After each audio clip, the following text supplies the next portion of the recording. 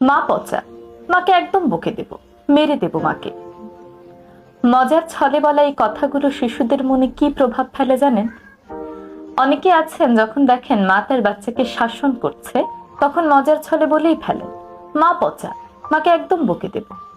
মজা করে বলেন, আদর করে বলেন, এতে কি বা যায় আসে? কিন্তু না, যায় আসে। এই মজার ছলে বলা একটি বাক্য শিশুর মনে তার মায়ের সম্মানকে প্রশ্নবিদ্ধ করে তোলে। শিশু যখন দেখে তার মা তাকে শাসন করছে আর তারই খুব কাছের কেউ, দাদা দাদি ফুপু খালা, মাকে পচা বলছে, তখন শিশুর মনে একটি কনফিউশন তৈরি হয়। সে ভাবতে থাকে তার মাই ভুল করেছে, বাকি সবাই সঠিক। শিশুদের মনে একটি দ্বন্দ্ব সৃষ্টি হয়। তারা মুখে হয়তো কিছু বলে না, তবে এই জিনিসটি তাদের মাথায় গেঁথে থাকে। পরবর্তী সময়ে যখনই তাকে শাসন করতে যাওয়া হয়, সে ভাবে সে ঠিকই আছে, মা তাকে অকারণেই শাসন করছে। তখন শিশুদের মনে নানান প্রশ্ন আসতে থাকে।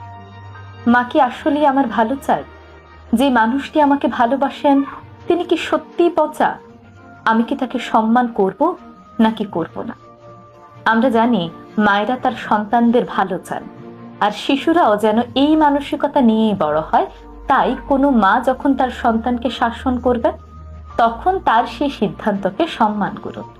শিশুকে বলুন, তোমার মা তোমার ভালো চায় বিধায় তোমাকে শাসন করছে। শিশুর সামনে কখনোই নেতিবাচক কথা বলবেন না।